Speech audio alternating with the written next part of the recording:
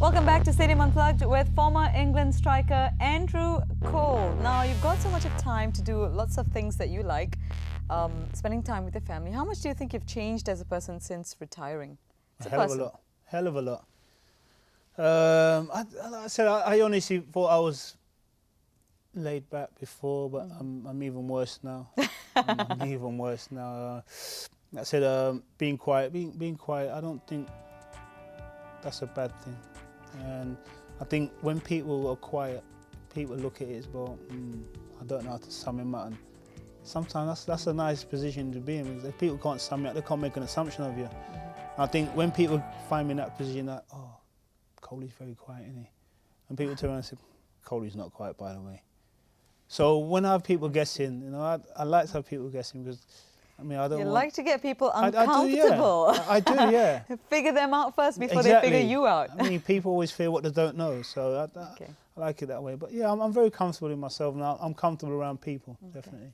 Time to dispel more rumours, because this one is a funny one. You bought a Porsche, and for 2 months it was not brought to the training ground at United. Why is this? Oh, did you buy the Porsche before getting the license? I just want to know. Yeah, because I did that too. I had my driving license and everything. I just got to Man United, and I always said, if I ever made it as a footballer and played at a big club, Porsche is a car for me. And I brought it, and I said to myself, oh my, I'm embarrassed. I can't drive this in. I was so embarrassed to drive it. And when I drove it in for the first day, I thought everyone was looking at me. I was like, oh, these people are looking at me. But that was just me subconsciously saying, Coley, do you think you really should be driving a Porsche? This is Manchester United Football Club.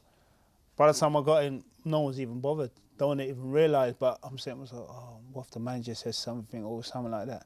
Because I was so worried then. But yeah, you see, that's what I was like, you know. I just wanted to be, I mean, go to football, blending with the boys, and not because I've gone there for £6 million at that time. Everyone thinking, oh, he's splashing the cash or anything like that. But being at Man United, it was totally opposite. No one was actually fussed about things like that.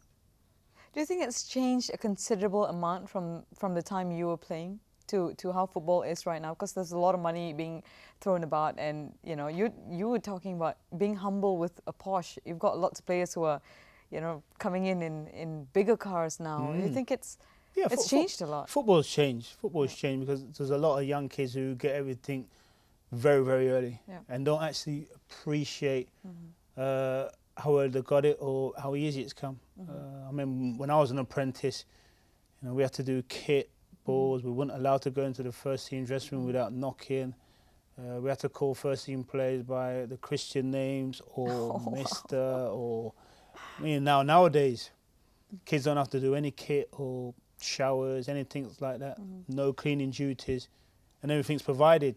So when you talk about standards or morally this or morally that, a lot of the kids don't have to do a lot of stuff. So when it comes to please and thank yous and things like that, you know, things like that get bypassed because they've had it a lot easier. Do you think that should be still in place? As you know, football should have those kind of things. Where I really do. Yeah, I really do. I think it brings out your character. Yeah. I'm not saying go in and mop the floor and then you're playing football with the same guy you mop the floor for. I'm not into all that, but I'm on about if you're cleaning a first team player's boots and I mean you're working together as a unit, as all kids and aspiring to be better people as kids. I think that's fantastic for sure. We're going to send this copy to your son and see how what he thinks about this, because he might go, oh no, Dad.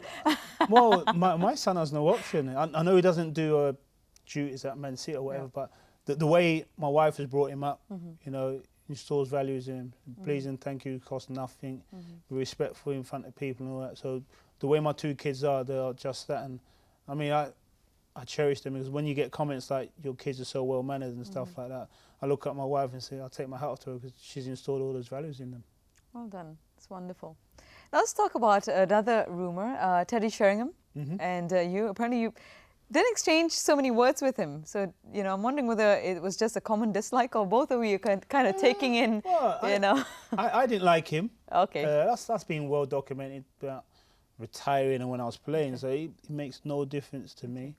You get older, you mellow, you know, and I've mellowed down and whatever maybe. But I think when you take a dislike to someone for whatever reason, I'm never going to be top mates with him or Okay. buddies or whatever. But Okay. I appreciate at the time, I was very headstrong and I made my decision. You're not my cup of tea. I mean, not my cup of tea for sure. But you try and move on, which I've tried to do. If it was here, I wouldn't try and make a big conversation with him, hi or whatever it may be. And that is it, because you've got to try and move on. Like I said, when I played with him, it wasn't my flavour of the month. Okay. Seems to me like you've had a very full life, but I want to ask you this one anyways. If you could redo your life or relive your life all over again, would there be anything that you would change? Would there? Yeah, I get asked this question all the time. I always say, if I wasn't so stubborn when I was younger or headstrong, but then you take that away and I don't think I'd ever be the person that I was. So if I could most probably take those two things away when I was younger and replace with someone else, but still being the same person, I think that's what I would change. And I mean, be a bit more forgiving. Okay. Then you'd be friends with Teddy Sheringham. Maybe. 3 words to describe Andy Cole. 3 words? Yeah. Oh, man. I know. 3 words. We'll start with mellow. I'm going to help you out because you are very mellow. Yeah, I'm very mellow now. Yeah. Very laid back, and to a certain extent, I'm still very driven. Yeah. Yeah, for sure. Golf. Yeah. With everything else. You're always aspiring in life, no matter what it is, goal for, to make yourself a better person, a better father, or whatever. You're always striving. So I've never stopped striving. It has been absolutely awesome having a conversation Thank with you. Andy now, right? We're good with Andy. Thank you very much for being on Stadium Unplugged. Till next time, I'm Jay Menon signing off.